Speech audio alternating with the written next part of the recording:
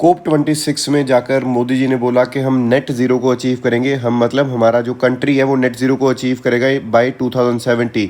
और इस चीज़ के बारे में, और पाकिस्तान में जो चीज़ है कि वहाँ पे प्राइम मिनिस्टर कभी भी कोई 5 साल की टर्म को पूरा नहीं कर पा रहा, तो उसके बारे में चर्चा करेंगे। आज बड़े अच्छे एडिटोरियल आए हुए हैं। Welcome back guys. और 26 अप्रैल जो ट्यूसडे का न्यूज़पेपर है उसका दी हिंदू एनालिसिस स्टार्ट करते हैं। इसमें जो सबसे पहली न्यूज़ है वो है no limits to Russia China ties says EU chief amid Ukraine war. यहाँ पे आपको पता है कि हमने कल भी डिस्कस किया था। जिन बच्चों ने नहीं देखा, जिन्होंने कल की डिस्कशन नहीं देखी, बहुत इंपॉर्टेंट थी। वहाँ पे राइसीना डायलॉग करके एक चीज़ है जो कि हमने काफ़ी टाइम से स्टार्ट किया हुआ है। After the Modi government they have started the Raisina dialogue. Raisina हमारी बिल्डिंग्स जहाँ पे है, प्रेसिडेंशियल बिल्डिंग है, प्राइम मिनिस्टर बिल्डिंग है, वो एरिया एक एलिवेटेड एरिया, उसको राइसीना बोला जाता है। उसी के नाम पे एक डायलॉग है राइसीना डायलॉग, जिसमें हम क्या करते हैं, जो बाकी की जितनी भी कंट्रीज हैं उनको यहाँ पे इनवाइट किया जाता है, उनके साथ टॉक्स की जाती है, उनके साथ कोई बातें की जाती है, उनके साथ आगे कैसे बढ़ना चाहिए, क्या क्या वर्ल्ड में चल रहा है उसके बारे में बात की जाती है। सो यहाँ पे जब ईयू चीफ और यहाँ पे ईयू चीफ मिलते हैं मोदी जी के साथ में, तो वो क्या बात करते हैं कि भाई रशिया और चाइना के जो टाइज हैं उस पर कोई लिमिट नहीं आ रही। और दूसरी चीज़ एमिड यूक्रेन वॉर, तो ये जो यूक्रेन वॉर है उससे कोई भी, चाहे कोई सेंक्शन लगा रहा है, कुछ भी हो रहा है, तो जो रशिया और चाइना के टाइज है उसमें कोई भी हमें लिमिट्स देखने को नहीं मिल रही। इस तरह से ये जो बात है वो की जा रही है, इन्होंने यहाँ पे बोला है। ठीक है जी। फिर नंबर 2 जो यहाँ पे न्यूज़ आती है, नंबर 1 ये है। नंबर 2 जो न्यूज़ है, CGI mules listing of plea on removal of Jammu and Kashmir special status. ये दोबारा से वही ये चीज़ दोबारा से निकलने लगी है।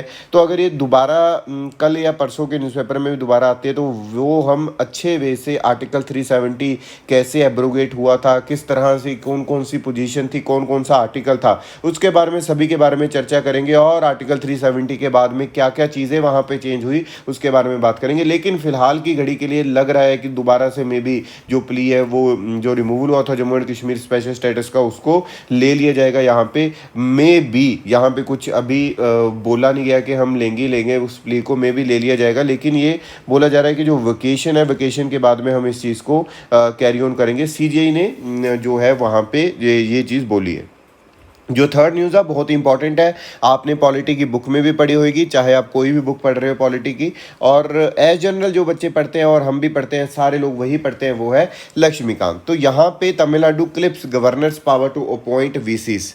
यहाँ पे जो तमिलनाडु असेंबली है उसने मंडे को 2 बिल्स अडॉप्ट किए, जिसमें जो इम्पावर थी, जो मतलब पावर थी जो गवर्नर के पास रहती है कि भाई अपॉइंट करना होता है वीसीस को। यहाँ पे आपने एक चीज़ पहले यहाँ पे पढ़ते हैं कि जो गवर्नर है वो चांसलर होता है स्टेट यूनिवर्सिटीज़ का और अपॉइंट करता है VCs from a panel of 3 names recommended by a selection committee.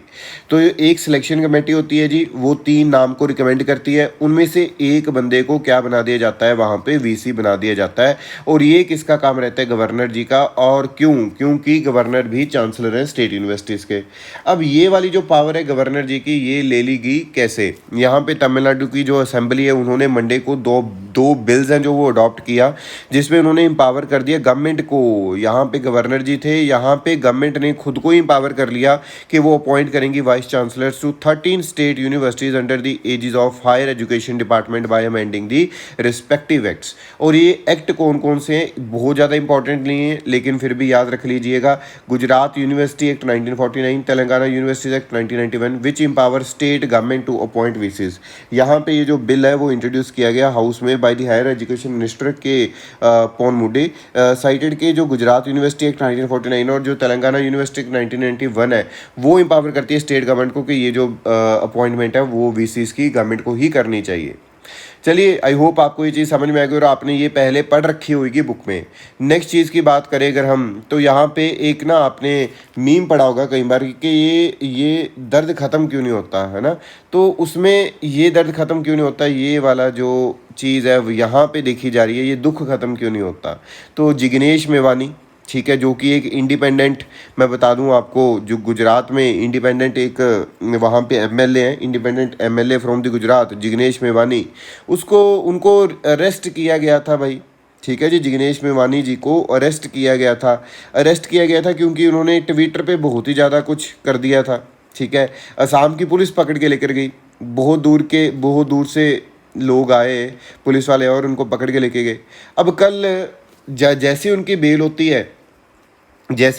होती है, कुछ के टाइम के बाद में, कुछ के मिनट्स के बाद में उनको एक नए केस में पकड़ लिया जाता है। और वो केस क्या है, उन्होंने मिसबिहेव किया था किसके साथ में, जो लेडी पुलिस साथ में आई थी उनको लेने के लिए, है ना, उठाने के लिए। तो उस टाइम पे उन्होंने कुछ अभद्र जो शब्द है वो यूज़ किया, असॉल्ट किया, इनअप्रोप्रिएटली टच भी किया ऑफिसर को, जो कि एस्कॉर्ट पार्टी थी, ऑफिसर थी वहाँ पे। तो इस वजह से उन्होंने यहाँ पे ये बात बोली कि भाई इसको दोबारा पकड़ना चाहिए। तो रीअरेस्ट यहाँ पे कर लिए गए। तभी मैंने बोला आपको कि ये तो वो चीज़ होगी कि ये दुख कहीं ख़त्म नहीं होता। तो चलिए नेक्स्ट जो न्यूज़ है हमारे पास नंबर 5 फ्रंट पेज पे, वो न्यूज़ है 250 kg heroin seize, 9 Pakistani nationals held. ये गोल्डन क्रेसेंट हम लगा लो, चाहे कुछ भी लगा लो, ये जो ड्रग्स वाली चीज़ है हमारी कंट्री में काफ़ी ज़्यादा इंक्रीज़ हो चुकी है, चाहे वो इन सीटू हो चाहे वो एक्स सीटू ड्रग्स हो, है ना। तो इस चीज़ को सरकार को देखना चाहिए, यही इसमें है और कुछ है नहीं खास। चलिए नेक्स्ट न्यूज़ की तरफ बढ़ेंगे। नेक्स्ट जो न्यूज़ है वो इम्पॉर्टेंट न्यूज़, यहाँ पे डेंगू केसेस या फिर dengue cases climb to 76 in 4 months, 50 remains untraced. पता ही नहीं लग रहा, ठीक है। और ये बात कहाँ की चल रही है, ये दिल्ली की बात चल रही है। अभी हमें डेंगू के बारे में थोड़ा बहुत पता होना चाहिए, ठीक है, ये तो होगी न्यूज़, लेकिन डेंगू के बारे में एक्स्ट्रा हमें क्या पता होना चाहिए उसके बारे में आपको बताता हूँ। देखो सबसे पहली चीज़ जो है कि जो डेंगू है वो एक वायरस, ठीक है, वायरस जो है डेंगू वायरस है, या फिर जो भी आप मान के चलो कि जो डेंगू वायरस है उसमें होता क्या है कि जो मॉस्किटो है वो एक कैरियर का काम करता है, ठीक है जी। वो क्या करेगा, कैरियर कैसे, मतलब वहाँ पे किसी भी जगह पे जो वायरस है वो पहले मॉस्किटो में ट्रांसमिट होता है और मॉस्किटो उसको आगे लेके जाता है। अगर हम बात करें एक ना बैक्टीरिया जिसका नाम है वोल्बैकिया बैक्टीरिया, यहाँ पे लिख भी रखा है मैंने, ये आपको समझ में आएगा होगा आई होप कि जो डेंगू वायरस है उसको लेके कौन जाता है, कैरियर, जो कि मॉस्किटो। और वो मॉस्किटो का नाम क्या है, Aedes aegypti. Aedes aegypti name है। और ये जो मॉस्किटो, ये एक फीमेल मॉस्किटो है, ये भी याद रख लो साथ में। एडिस एजिप्टी नाम है और फीमेल मॉस्किटो है, ये चीज़ आपने याद रखनी है। फिर आगे अगर मैं बात करूँ ना, आपको बताऊँ, तो अगर मलेरिया की हम यहाँ पे बात करें, जितनी भी डेंगू, चिकुनगुनिया, जो भी जीका, उसके लिए यही जो मॉस्किटो है वो वायरसेस को फैलाता है, जिसका नाम है एडिस एजिप्टी फीमेल मॉस्किटो। लेकिन मलेरिया का जो चीज़ है वो अलग है, वो फीमेल इनोफिलिस, ठीक है, फीमेल इनोफिलिस है जो, वो इस तरह के काम करते हैं। तो यहाँ पे मलेरिया के लिए तो रिसेंटली एक वैक्सीन है जिसका नाम है मॉस्क्यूरिक्स, ठीक है। लेकिन जो डेंगू वाले केसेस है वो भी डिक्रीज हो रहे हैं कई कंट्रीज़ में। उसका रीज़न क्या है, अगर हम मॉस्किटो को एडिस एजिप्टी को वोल्बैकिया बैक्टीरिया के साथ में ट्रांसमिट कर दे, तो जो इसके अंदर वायरस होता है डेंगू वाला, वो ये जो बैक्टीरिया उसको ख़त्म करने का काम करता है, उससे लड़ने का काम करता है, ठीक है जी।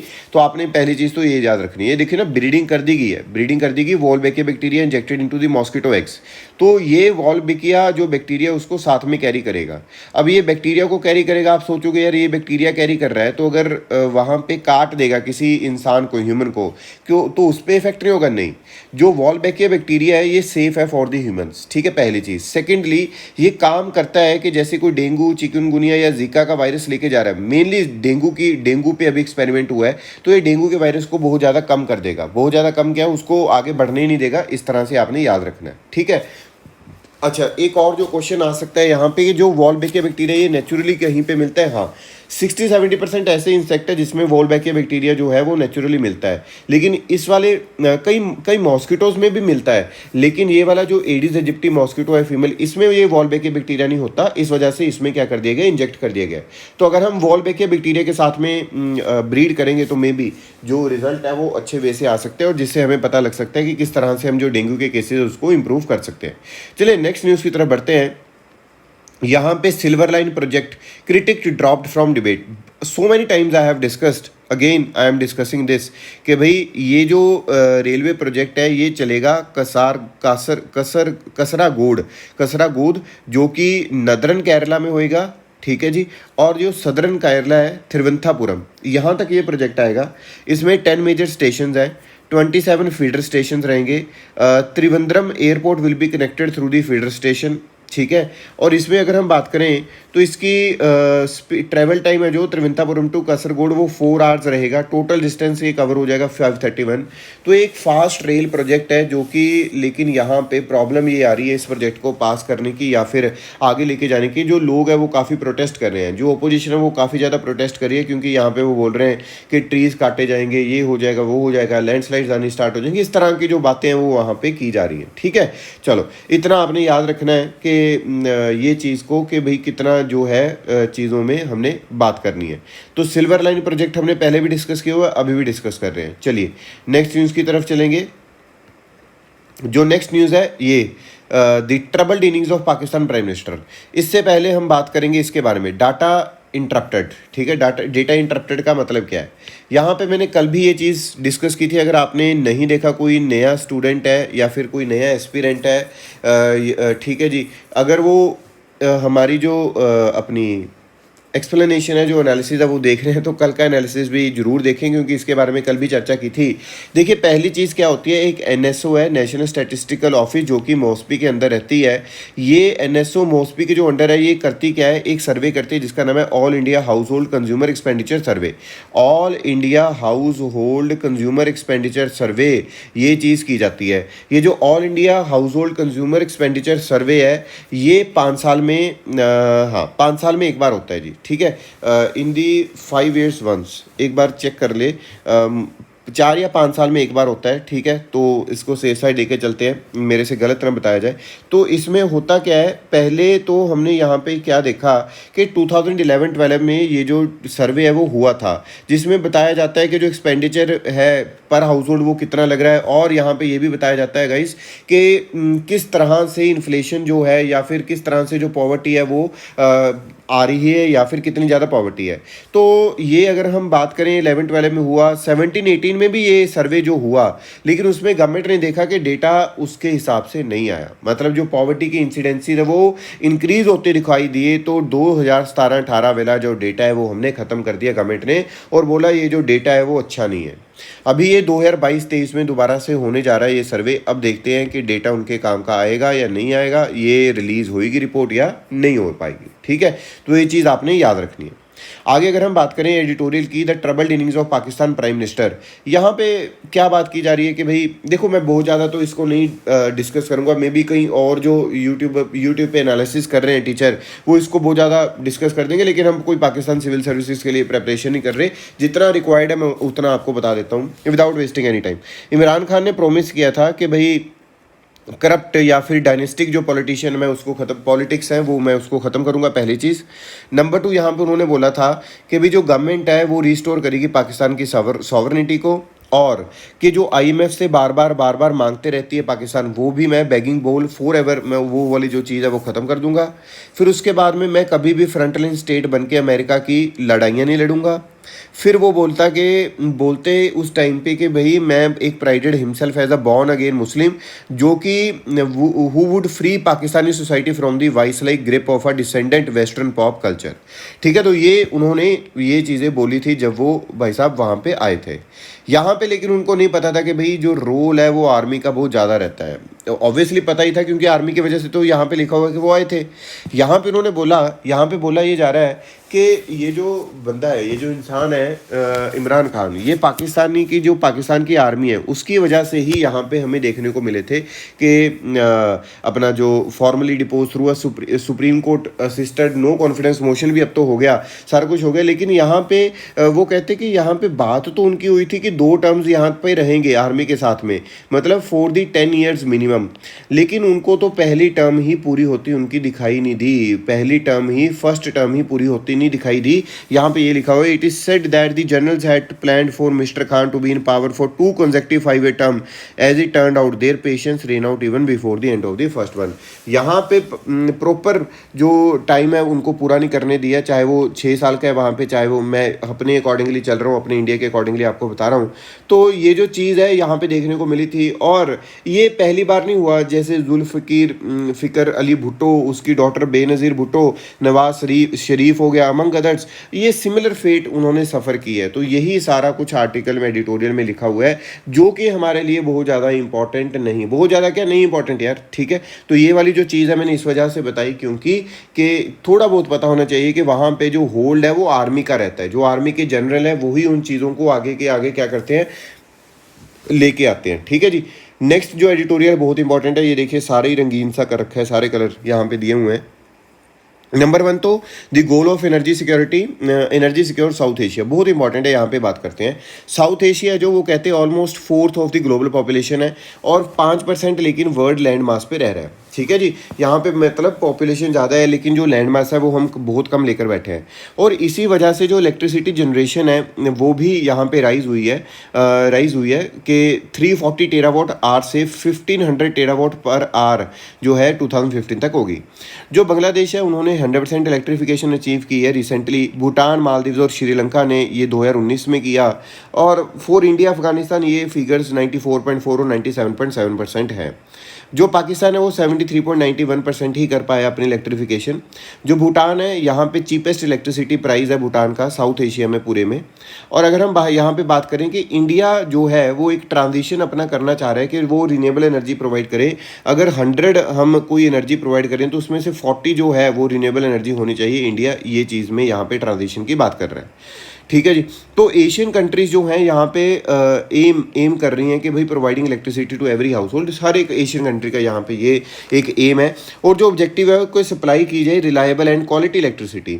यहाँ पे अगर हम बात करें ज्योग्राफिकल डिफरेंसेस होने की वजह से, नेपाल का कुछ और ज्योग्राफिकल टेरेन है, मेरी कंट्री का कुछ और है, भूटान का कुछ और है, बांग्लादेश का कुछ और है, तो डिफरेंट अप्रोच भी यहाँ पे डिपेंडिंग ऑन द रिसोर्सेज हमें यहाँ पे देखने को मिलती है। यहाँ पे अगर मैं बात करूँ इंडिया की तो नियरली 55% ऑफ इलेक्ट्रिसिटी जो प्रोडक्शन है वो कोल पे है।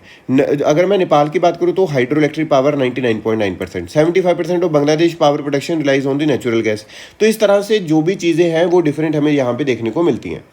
अगर यहाँ पे बात की जाए, एक जो चीज़ हेडिंग यहाँ पे बनाई गई है बड़ी important, electrification growth and SDG, तो यहाँ पे हमें ये पता चलता है 0.46% increase in the energy consumption. Suppose के एनर्जी कंजम्पशन में 0.46% इंक्रीज हो गया तो उससे 1% जो जीडीपी है वो भी इंक्रीज होती है। जो इलेक्ट्रिफिकेशन है वो सिर्फ और सिर्फ लाइफस्टाइल इंप्रूव करने में काम नहीं करती, वो एग्रीगेट इकोनॉमी को भी बढ़ाने में काम करती है। अगर हम यहाँ पे मिडिल इनकम कंट्रीज़ की बात करते हैं तो generation of power plays an essential role in the economic growth, ठीक है। तो बहुत अच्छे वे से एक इकोनॉमिक ग्रोथ यहाँ पे हम देखने को मिलती है। और जो more electricity leads to increase investment and economic activity, जिसकी वजह से जो ग्रोथ है वो भी हमें देखने को मिलती है यहाँ पे। फिर आगे अगर हम यहाँ पे बात करें तो सोलर पावर ड्रिवन इलेक्ट्रिफिकेशन जो हम रूरल बांग्लादेश में देख रहे हैं वो एक अच्छा स्टेप है जो कि SDG 7 को पूरा करता है। ये आपने याद रखना है, यहाँ पे सबसे इंपॉर्टेंट डेटा है। चाहे ये एडिटोरियल को आपके पास अगर दी हिंदू आता है काट के भाई अपनी कॉपी में पेस्ट कर लो, चाहे इसमें से इंपॉर्टेंट डेटा निकाल लो, इंपॉर्टेंट डेटा निकालोगे ज़्यादा बेटर है, चाहे इसका स्क्रीनशॉट लेके रख लो, कोई दिक्कत वाली बात नहीं है। तो SDG 7 की अगर हम बात करें, ensure access to affordable, reliable और sustainable and modern energy for all by 2030, ठीक है ना।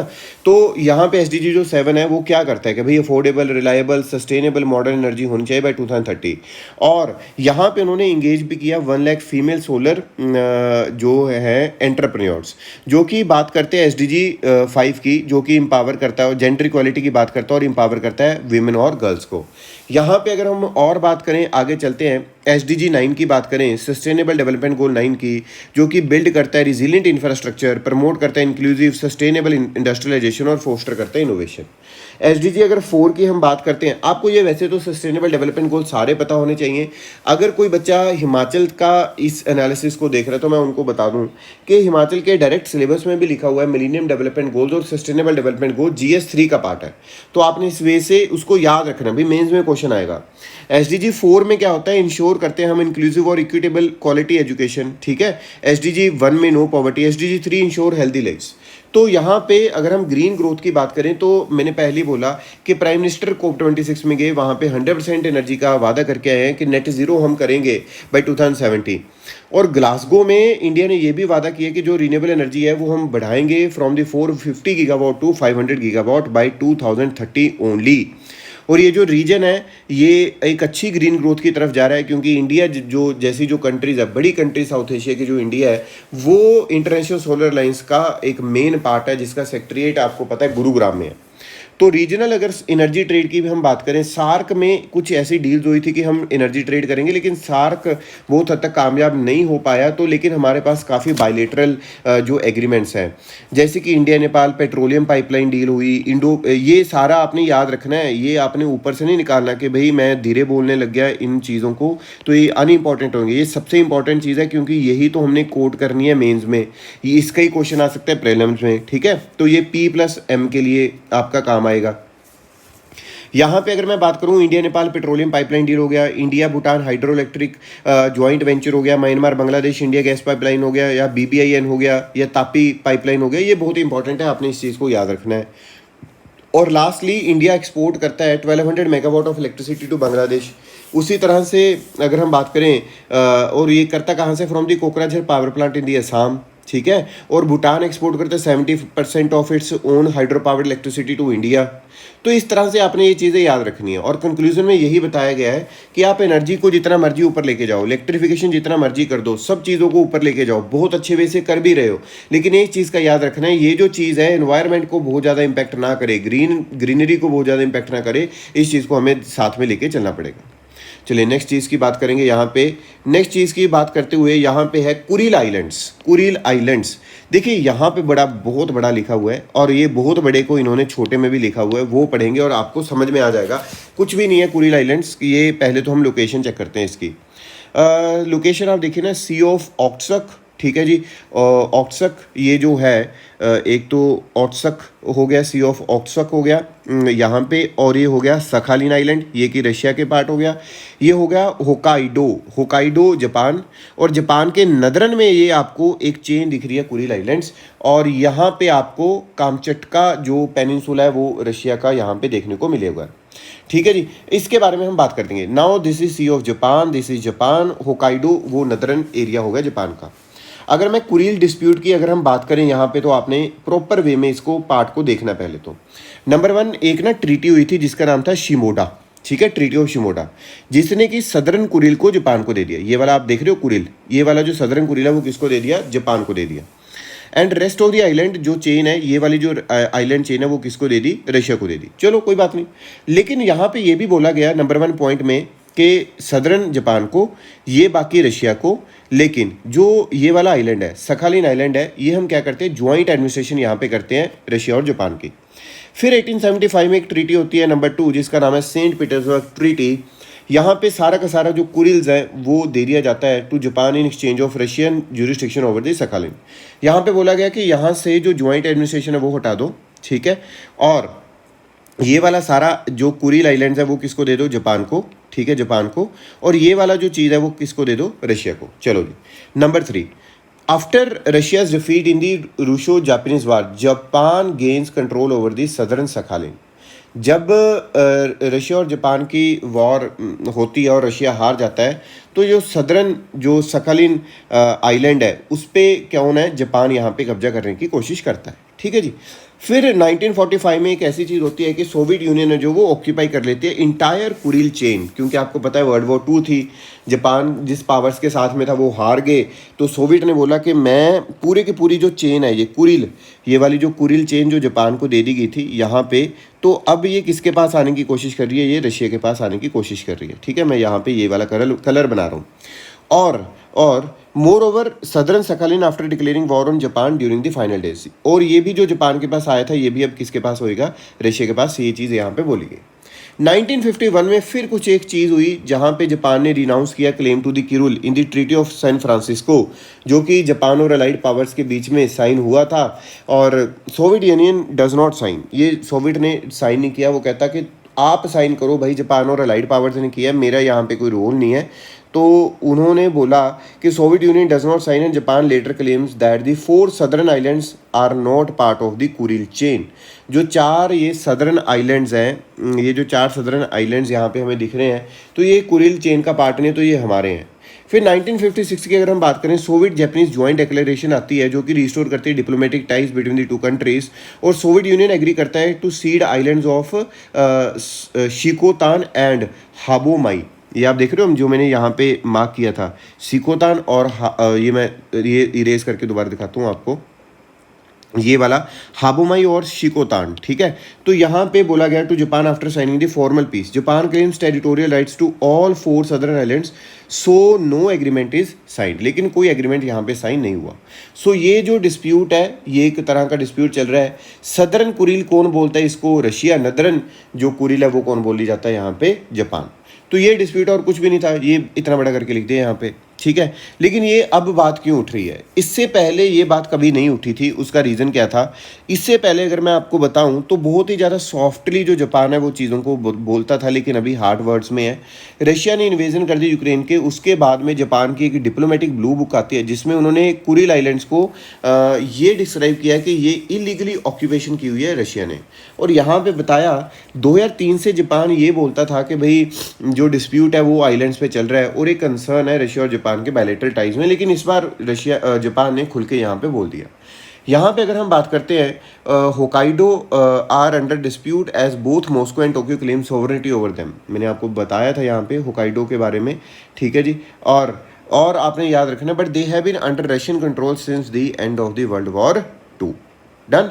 तो ये चीज़ आपने प्रॉपर वे से याद रखनी है, यहाँ पे भूलनी नहीं है। ये आई होप आपको ये जो कुरिल आइलैंड्स की इसके बीच में डिस्प्यूट है वो आपको समझ में आ गया होगा कि set of 4 island situated between the sea of the Okhotsk and Pacific Ocean near the north Japan northern most prefecture Hokkaido are under dispute, ठीक है। और बोथ मॉस्को एंड टोक्यो वो क्लेम करते हैं कि भाई ये मेरा है, ये मेरा है। वो वही बात जो वहाँ पे हमने की है वो सेम चीज़ है। चलिए नेक्स्ट न्यूज़ की तरफ बढ़ेंगे। नेक्स्ट जो न्यूज़ है, supreme court seeks steps for children on stress. देखिए यहाँ पे कई स्टेट्स ऐसी हैं जो कि बोल रहे हैं कि जो स्ट्रीट में बच्चे यहाँ वहाँ पे रह रहे हैं, घूम रहे हैं, कि उनके लिए हमने अभी फ्रेमवर्क बनाना है तो फिर हम उनके लिए कुछ करेंगे। तो सुप्रीम कोर्ट ने बोला कि भाई ऐसे मत करो, जो एक NCPCR ने फ्रेमवर्क बनाया हुआ है आप उसके वे से चलो। जितने टाइम तक आप फ्रेमवर्क नहीं बनाते, आप फ्रेमवर्क बनाओगे नहीं, वो आगे बढ़ नहीं पाएंगे, प्रॉब्लम उनको क्रिएट होगी, तो बहुत मेजर प्रॉब्लम आ सकती है। इस वजह से उन्होंने ये चीज़ बोली है।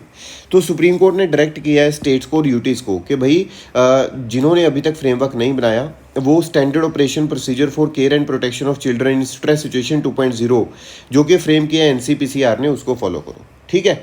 ये एक न्यूज़ है। फिर उसके बाद में बड़ा एक और इम्पॉर्टेंट जो न्यूज़ रिपोर्ट आई है, बहुत इंपॉर्टेंट न्यूज़, वेरी इंपॉर्टेंट, ठीक है। और ये जो इंपॉर्टेंट न्यूज़ है वो क्या कहती है कि India's represented critical voices report repressed sorry. तो यहाँ पे एक रिपोर्ट आती है जिसका नाम है United states commission for international religious freedom, ठीक है। ये एक इंडिपेंडेंट बॉडी है USCIRF। इसने बोला कि थर्ड मतलब प्रॉपर ये एक रॉ में चल रहा है, थर्ड ईयर एक ऐसा हुआ है जिसमें जो कंट्री को पर्टिकुलर कंसर्न में डाला गया है। ये कैटेगरी तब बोली जाती है जब जो रिलीजियस फ्रीडम है वो बहुत ही ज़्यादा पुअर है। यहाँ पे बात की गई है कि जो गवर्नमेंट है वो एस्केलेट कर रही है प्रमोशन और enforcement of policies including this promoting a Hindu nationalist agenda, और नेगेटिवली इफेक्ट हो रहा है ये Muslim, Christian, Sikh, Dalit and other religious minorities को। अगर हम स्ट्रक्चरल चेंज की बात करें यहाँ पे चलो स्ट्रक्चरल चेंज की अगर हम यहाँ पे बात करें तो गवर्नमेंट ने अपना जो आइडियोलॉजिकल विज़न है वो हिंदू स्टेट वाला यहाँ पे देखने को मिल रहा है हमें। तो ये जो रिपोर्ट है यहाँ पे एक कंसर्न की भी बात है, बाकी इसको पर्टिकुलर कंसर्न में डाला गया है तो आपने याद रखना है। चलिए नेक्स्ट न्यूज़ की बात करते हैं। यहाँ पे जो नेक्स्ट न्यूज़ है उसके बारे में हम देखेंगे। Birla seeks explanation on Navneet Rana's arrest. यहाँ पे नवनीत राणा, ठीक है, एंड ऑल्सो यहाँ पे क्या था कि लोकसभा जो सेक्रेटरीट है उन्होंने थ्रू होम मिनिस्ट्री, आपने पहले तो ये चीज़ समझनी है, लोकसभा के जो सेक्रेटरीट है थ्रू होम मिनिस्ट्री उन्होंने जवाब मांगा है महाराष्ट्र गवर्नमेंट से कि उन्होंने अरेस्ट क्यों किया Amravati MP Navneet Rana, and also sought explanation of her complaint in a letter to speaker Om Birla of inhuman treatment. और उन्होंने एक और रिपोर्ट भेजी कि ओम बिरला जी ने ये पूछा है, उनके द्वारा ये पूछा जा रहा है कि इनह्यूमन ट्रीटमेंट है जो वो एक पुलिस स्टेशन में क्यों हुआ। यहाँ पे मिसिज राणा और उनके हस्बैंड रवि राणा जो कि MLA हैं, वो उनको अरेस्ट किया गया सैटरडे को मुंबई पुलिस ने, जब उन्होंने कॉल दी कि हम चेंटिंग करेंगे Hanuman Chalisa on loud speaker outside the chief minister Uddhav Thackeray private residence which triggered angry protest by the Shiv Sainiks. जो शिवसेना वाले लोग हैं उन्होंने यहाँ पे कर दिया। तो यहाँ पे अगर मैं बात करूँ ये कि जो नवनीत राणा यहाँ पे जो मिसिज राणा है कि उन्होंने बोला she wanted to use the bathroom at night, तो she alleged the police staff paid no heed to her demand and I was again abused in the most filthy language. I was told that we do not let people from the Nichi Jat scheduled caste use our bathroom. This, she said, was a denial of basic human right. यहाँ पे बड़ा अच्छा एक मैं आपको बता दूं कि बहुत बढ़िया लेवल का बड़े लेवल का पंगा पड़ने वाला है, ठीक है। तो ये एक न्यूज़ आई थी। बाद में यहाँ पे जी देखो हिमाचल के वो आने वाले इलेक्शन, तो ये बातें भी आगने लगी हैं। कहते जी हम यूनिफॉर्म सिविल कोड के लिए ओपन है, हम यूनिफॉर्म सिविल कोड लेकर आएंगे। यहाँ पे मुझे लगता है ऐसा कुछ जो ये चीज़ें हैं वो ज़्यादा नहीं चलने वाली, क्योंकि एक यूनिफॉर्म सिविल कोड की बात हम वहाँ पे कर सकते हैं। यहाँ पे कुछ ज़्यादा जो मेजॉरिटी में पॉपुलेशन है वो हिंदू पॉपुलेशन है, ठीक है। तो चलो बाकी देखते हैं कि क्या यहाँ पे असर पड़ता है इस चीज़ का। नेक्स्ट न्यूज़ की तरफ बढ़ेंगे। नेक्स्ट न्यूज़ है जो आज की, वो है 86.45% फॉल इन मलेरिया केसेस। मैंने आपको पहले भी बताया कि डेंगू एडिस एजिप्टी और मलेरिया फीमेल इनोफिलिस, यहाँ इसके लिए वॉलबैकिया बैक्टीरिया, इसके लिए एक जो एंटी मलेरियल वैक्सीन आई है वो है मॉस्क्यूरिक्स, ठीक है। चलिए उसके बाद में 16 YouTube channels blocked in India on centres order, ठीक है। पाकिस्तान के कुछ चैनल्स थे जो कि मिस इन्फॉर्मेशन यहाँ पे दे रहे थे, तो उन्होंने क्या किया, ब्लॉक कर दिया है। और ये किसके अंडर किया है, ये हमें बेसिकली पता होना चाहिए, आईटी रूल्स के अंडर किया है, जो कि नए आए थे 2021 में। और उन्होंने ये भी बोला कि हमने उनसे कुछ रिक्वायर्ड इन्फॉर्मेशन मांगी थी under rule 18 of the IT rules 2021, जो कि उन्होंने काफ़ी टाइम से नहीं दी, इस वजह से हमने उसको ब्लॉक कर दिया। और यहाँ पर एक और जो न्यूज़ है बड़ी इंपॉर्टेंट, एक ना ऑर्गेनाइजेशन है जिसका नाम है SIPRI, Stockholm International Peace Research Institute SIPRI. ये एक रिपोर्ट निकालते हैं जिसमें बताते हैं कि जो मिलिट्री स्पेंडर है वो कौन सबसे ज़्यादा है, मिलिट्री पे स्पेंडिंग बढ़ी है या कम हुई है। ऑब्वियसली जो मिलिट्री पे स्पेंडिंग है वो इंक्रीज़ हुई है, और इंडिया जो है वो थर्ड कंट्री पूरे वर्ल्ड में से निकल के आया है जो कि मिलिट्री पे सबसे ज़्यादा स्पेंड कर रहा है, ठीक है। So world military spending grow हुई है 2021 में और रिकॉर्ड हुआ $2.1 trillion despite the economic fall out of the pandemic, आपको पता ही है। और इसमें सबसे पहले नंबर पे यूएस है, नंबर 2 पे चाइना और नंबर 3 पे हमारा इंडिया, ठीक है जी। तो ये चीज़ आपने याद रखनी है। और इंडिया ने जो स्पेंड किया वो है $76.6 billion, ranked third highest in the world, और this was up 0.9% from the 2020 and 2012 से अगर हम कंपैरिजन करें तो 33% अप हुआ है। ये चीज़ होनी बनती भी थी, यहाँ पे ये लिखा हुआ है, क्योंकि चाइना के साथ में टेंशन चल रही है, बॉर्डर टेंशन पाकिस्तान के साथ में चलती रहती है। तो इन चीज़ों को देखते हुए ये चीज़ करनी में भी ज़रूरी भी थी, ठीक है जी। चलिए नेक्स्ट न्यूज़ की तरफ बढ़ेंगे। जो नेक्स्ट न्यूज़ है वो है political deadlock threaten Sri Lanka economic recovery. मैंने आपको पहले भी बहुत बार ये जो चीज़ है वो डिस्कस हुई है, आप कल वाले न्यूज़पेपर में भी इसको देख सकते हो, शायद से कल वाले न्यूज़पेपर में डिस्कस किया था। तो यहाँ पे वो बोलते हैं कि इकोनॉमिक रिकवरी की तरफ तो श्रीलंका बढ़ जाएगा, लेकिन जो डेडलॉक हुआ है पॉलिटिकल डेडलॉक, उसके लिए मैंने आपको बताया ना सिविल वॉर वाली जो वहाँ पे प्रोटेस्ट चल रहा है, सिविल वॉर लाइक कंडीशन बन रही है, तो वो एक प्रॉब्लम क्रिएट कर सकती है, ठीक है जी। चलिए नेक्स्ट न्यूज़ है labour participation dips to 40% from 46% in 6 years. यहाँ पे हमें पता चल रहा है जो वर्किंग एज है वो पहले 46% थी 2016-17 में, अब जो वर्किंग यहाँ पे हमें देख रहे हैं, जो वर्किंग एज वर एम्प्लॉयड जो थी पहले एम्प्लॉयड थी वो कितनी थी, 46 थी, अभी 40% हो चुकी है 6 ईयर्स में, 2016-17 से 2021-22 के अगर मैं डेटा की बात करूँ, ठीक है।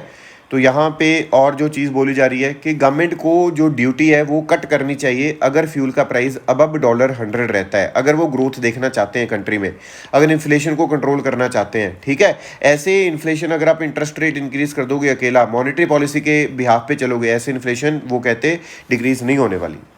यहाँ पे बहुत बड़ी जो खबर निकल के आ रही है वो ये है, इलॉन मस्क ने बाय कर लिया ट्विटर फॉर दी $44 बिलियन, ठीक है। तो बिलियन जो ट्विटर के नए हम बोल दें ओनर वो कौन होंगे, world richest person Elon Musk. यहाँ पे और जो चीज़ है कि इंडिया रशियन ऑयल इम्पोर्ट इन 2 मंथ्स एक्सीड, तो भाई हम तो अच्छे वे से वहाँ से बाय कर रहे हैं, तो वो इंक्रीज़ ही हुआ है, तो वो यहाँ पे कोई देखने को नहीं मिल रहा। 40 million barrels bought since Feb 24 versus 16 million in 2021, ठीक है। तो ये चीज़ आपने याद रखनी है। तो आज के न्यूज़पेपर में इतना ही। आगे आने वाली अपडेट्स के लिए हमारा जो चैनल है उसको सब्सक्राइब कर सकते हैं, और अगर आपने पूरी वीडियो देखी है तो आप लाइक और शेयर करना मत भूलिएगा। Thank you so much.